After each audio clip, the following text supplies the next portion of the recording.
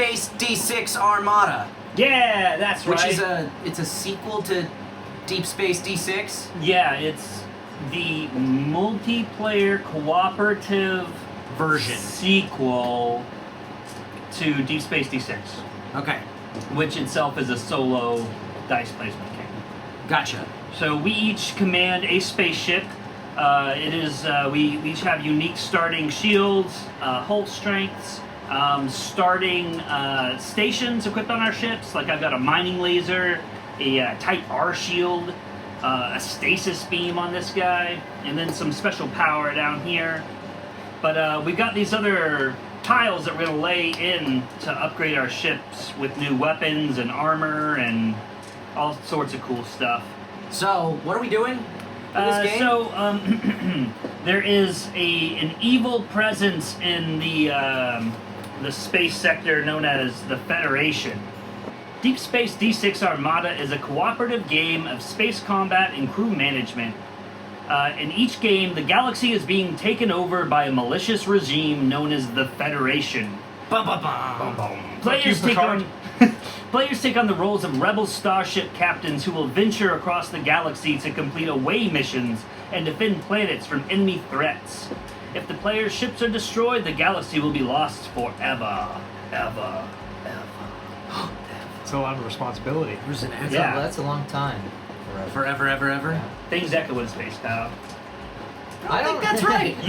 You haven't been there, you don't know. Yeah, Dustin's been to space several times. Oh. You know what they say, in space, nobody can hear you not... I forgot about that summer you moonlighted as a NASA astronaut. Yeah.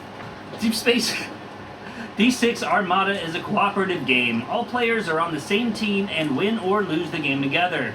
The player's ultimate goal is to stop the Federation by discovering the source of its power and destroying it. There we go. Yeah, that's it. So we've got 3 phases that we're going to have. So we've got the planning phase, the encounter phase, and the resolution phase. Okay. Alright, so the planning phase is where we're going to be spending actions. We've got 2 actions to spend on our turn. So you can travel, which is move your ship 1 space to a neighboring planet, and they all have like the connections. Like this has got a Luna to... So even though there's all this table space in between planets, moving 1 space is like just Yes. to correct. anything that's connected. on. Yes, anything that's on the board. Got it. Okay. So that's 1 action. You can travel. You can repair. Repairing is you roll all of your crew dice, which you start off with 5 basic crew. We'll get into how you change that up later. But you'll roll that, and then for each of the cogs you get, you can heal 1 of your hull. You also get 1 free repair when you roll. So you spend the action, you get 1. Repairs the yellow? Yes, the yellow cog. Got it. Okay. There's also a command token. Looks like a little flag. It can be. I don't know if it's on the basic. It might be just heroes, but it can be used as the repair as well. It's like wild. But the other action you can do is trading. You can trade with any players on your location. That's on your planet. So you can trade credits. You can trade ship modules if you don't have them equipped. You can also do an action of the buy configure if you're at a shipyard location. So that's special planets like Luna. They've got the little shipyard icon. Okay. The way that is going to work is you go on here, you perform the action, you draw 3 of the modules randomly, and then you can buy as many of them as you have credits for or want to, and then you put them back once you're done. And then you get a free configure action if you do a buy action, but you still have to spend the action if you just want to do a configure action. And configure action is just rearranging any of your modules, taking them out, replacing them with other ones you've got. But you can take things off and keep it and trade it with players later. So you're not just discarding it if you're configuring it off of your ship. And then the last action you can do during the planning phase is hiring crew. But you have to be at the way station icons for that. And the way that works is the same as the modules. You draw 3 hero cards from over there. Okay. And then you spend the credits to purchase them. Over there, I think. Yeah. If you want to draw one of those, Eric, what does he do? So he costs 3 credits, it says in the top right. And then the bottom lists his which dice you get with him. Each hero's got a unique dice, and so we would find the one that's got the specific icons on there. So he looks pretty cool. And then he's got an ability. 1 kinetic. 1 kinetic damage to your own ship if I roll one of this symbol. Oh, damn, yeah. So he's got some cool dice, but yeah, He's a big old rock alien monster. And is this thing down at the bottom telling you which 1 die to pull out? Because there's that's all 6, the faces. That's all the faces on that one die. So you find the dice that's got all those faces. Okay. All right, so that's the planning phase. So we'll each take a turn performing our planning phase actions. And then after that happens, we will go to the encounter phase. If you are on a planet that has any fleets on it, you will have to perform combat against them, which we'll get to in a minute. Okay. And then after you've completed all fleets, if there's any distress beacons, you can attempt to complete them. The fleets you have to attack first, whereas the distress beacons are like a may do. So, and we'll get into these here. We've got 3 events to start with. This one is like our start one, and then we drew 2 of these randomly. Our first event, the Armada is the galaxy's last hope. You've assembled a team of captains, mercenaries, and heroes from all over the system. From here, you begin your journey to put an end to the Federation. So this is our first away mission we have to complete. We've got to have 1 tactical, it's a tactical dice on there. And once we succeed, we get to create a name for our Armada. So we've got another event on Evictus right now. Federation facilities operate under high security, but it's not impenetrable. Sneak into the Federation HQ and steal plans for the experimental bomb. Alright, so we've got a secret counterattack we need to complete here. The way that these away missions work here, these are a little bit more complicated. So you can place a maximum of 2 dice here. This one's a maximum of 1 dice. But you have to complete these in order, top down. So I guess we can go ahead and talk about how to do away missions, and then we'll get into combat. So the way that I would perform this, if I was here and there's no other fleets here, I would go ahead and roll all of my dice, and I would say, okay, I've got 2 engineering, 2 medics, and a blank. The medics are special, so you want to keep those just in mind. I'll explain those in a second. But I could place this one here to satisfy. You can... No. You gotta do it in succession, in order. Oh, gotcha. Right? And to get a free reroll of your dice, you have to complete a whole section. Each line's a section. So, say if I had this here, I could complete that, and then I don't have any of these reds, so I could just grab all of these and re-roll at that point, because I could just completed that section. But I don't. I've got a blank. So what I can do now is, because I've got these guys here, I can actually do a free re-roll. If I had spent them and they weren't used, I couldn't do that. But I don't, so I'm going to go ahead and do a re-roll. And that didn't help me. Did you spend 1 or both of the purple? You have to re-roll all of the dice. So I would. So when you re-roll everything. Yes, exactly. So you everything that you haven't locked up on the exactly. objective. Got it. Yeah, and so at this point, I could now take one of these dice to re-roll. Say I wanted to keep going. I was like, I think I can do it. So I would put one of my crew in the infirmary on my ship, and I would re-roll what's left. Ooh, I completed a section. Now I get a free re-roll if I would like, but I would like to place this one here, and it didn't matter anyway, my free re-roll, because I was left with a medic. So yeah, then I would re-roll, but I don't have enough people now to complete this, because I've got this guy in the infirmary and he can't come out. So even if I did have this as a red, I can't complete the whole thing. So I've got to take this failure action down here, which is, I think it's like draw a fleet or something. If I would have completed this successfully, I would get the success icon, which is, this looks like a data chip. Oh, that's the... Which is the things we're trying to get. Once we get 2 data chips, right? Yeah, we face the final boss. Oh, okay. I believe that is. You can also get credits from those guys. Yeah, it'll say CR if it's a credit, and then that's a data chip. How many data chips do we have to get? 2. Oh, okay. So the original game was like, it was like 4. And then based on like different combinations of which ones you got, you face different enemies. But they've lowered it down to 2 to kind of speed up the game and Okay. make it let. Right, because we were playing with updated rules. Yeah, this is the errata fix after the whole thing. The updated rules, which are on Board Game Geek, right? Yeah, It's the only place to you get see them. I've got like Sharpie. Oh, you just wrote, penciled in the updates. Like, the replacement parts are like a year out. Like, we haven't heard Oh, you anything can in like half a print year. stuff, can't you? I could, but I didn't want to like print and put I'd have to get a sticker and like paper, and then I'm just gonna Sharpie it. But yeah, so that's how away missions work. So once that goes away, you would clear it. If there's ever 5 distress beacons on one planet at one time, we lose. So we gotta make sure we're clearing those. So we gotta be clearing these events. Yeah. And if there is, this one's supposed to have it. There's little white, they're called prime events. They've got the little white star under them. We have to complete those before we can complete any non-starred ones. And this one's supposed to have it? It's supposed to have it, but it doesn't so we've got to do this one first. We have to do this one first, okay. We have to name our Armada first. Yeah. Of course. And we'll be drawing new distress beacons, 2 of them after every turn, and 2 threat cards every turn. Every turn. And 2 threat cards? Yeah.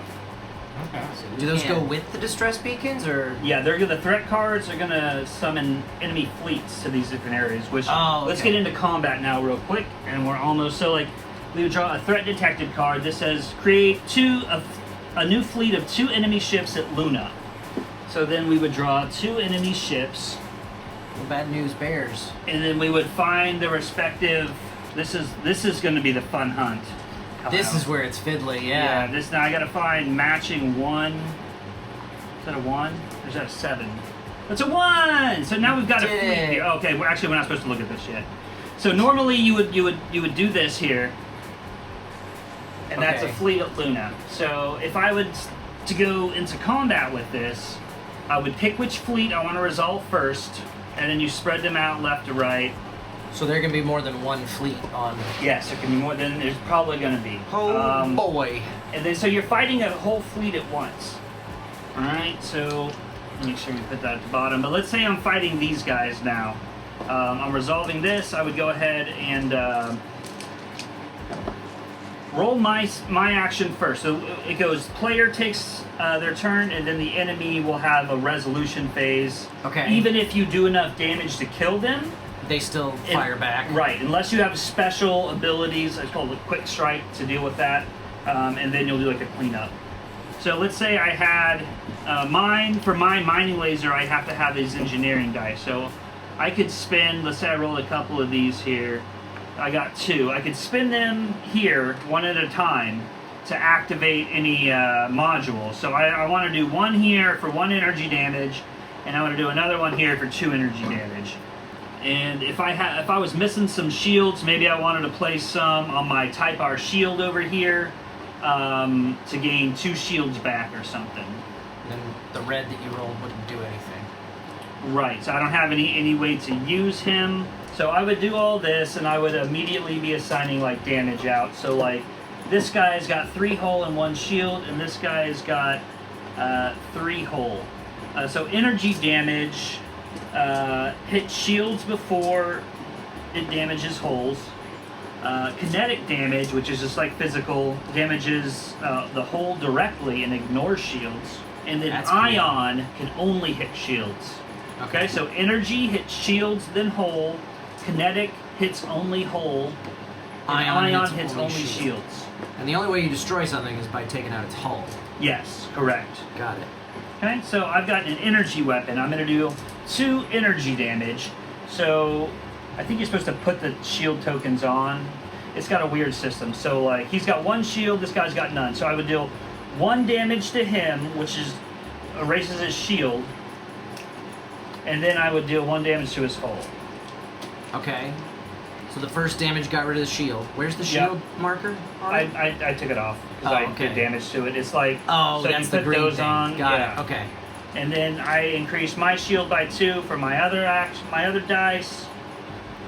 And then they would get to go. You just roll a single D6. So I got a 5. So then any of these actions that have a 5 next to it activate on any of them. There's none of them have a 5.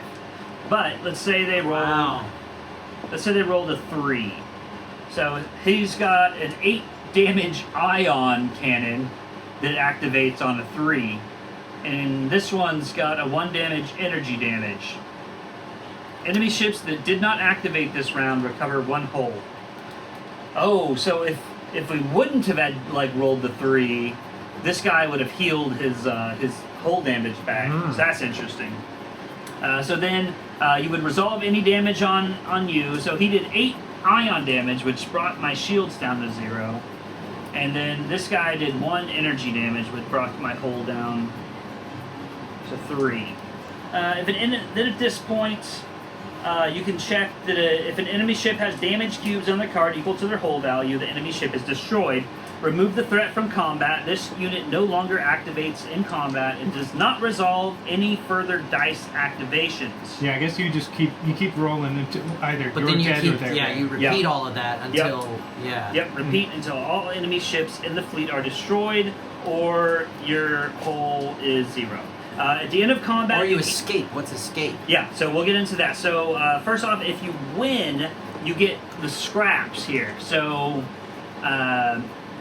you want to fight different types of ships because the way that the reward system works, each dot on here gives you a credit, but you only get the highest amount of credits from one card of a single faction. So this says Mercenary 2, Federation 1. So this is great. They're separate. I would get 3 credits from this. For killing them all both. For killing them both. But if this guy said Federation, and this one also said Federation, I would only get 2. Because the highest one of the Federations is this 2 guy. Gotcha. If I had 5 of them that said Federation, I would still only get the f***ing 2 there. Okay, so once you do that, you remove them, and then you can, if there's another fleet, you can engage combat with them too. I couldn't find if you have to engage multiple fleets, but I know you have to engage at least 1 fleet. So I think that's how we'll play it. You have to engage at least 1 fleet, and then you can keep going if there's additional fleets. Defeat. If your starship's hull is reduced to 0, combat immediately ends. Move your starship pawns at any nearby planet and flip it upside down, showing the critical damage side. That's this side. Oh no, it's this side. It was already on that damn side. It. Any enemy ships that were not destroyed are returned to their fleet fully repaired. Return all crew dice from the infirmary. You may not attempt another combat encounter or distress beacon token. Your encounter phase ends. So if you got critical damage, you can't enter combat. You can't attempt any away missions. You have to use the repair action to recover your hull. So that just means you do the repair, roll all your crew dice, and then heal up. Once your hull reaches max hull, you flip it over, and you're not critical damage anymore. So if you take damage to your hull, you can keep on playing no matter what until it's down to 0, and then you're critical until you heal it all the way back up. Yep. So if you don't want to have as much downtime, try to make sure that you've got a good amount of engineering dice for your repair action. Right. Okay. But you do get the 1 free repair. It used to be you would only get what you rolled. So then, when you get in that critical place, and you would just never pull an Eric and you never roll what you need. Right. But they added to always +1 on the heal amount. So. Okay. If you ever need to escape combat, you can attempt an escape during step 4. There's a card inside this current leader badge that you can roll and assign stuff to escape. We'll get there if that ever comes up. I think that's it. I think we're good. Yeah. Hey, thanks for hanging out. If you want to spend more time with us, do us a favor. Hit that like button, hit that subscribe button, and most importantly, head on over to twitch.tv/BnBTabletop and give us a follow there. We play board games live every Sunday night at 5 p.m. Pacific Time on a show we call The Board and Barrel. And we like to keep things interactive. You guys can influence what happens throughout the course of a game with our Buff and Nerf house rules. You can also make predictions on how things are going to pan out, play virtual bingo for a chance to win a free board game of your own, and heckle us and stuff from the chat. Thanks again for watching, and we'll see you Sunday night.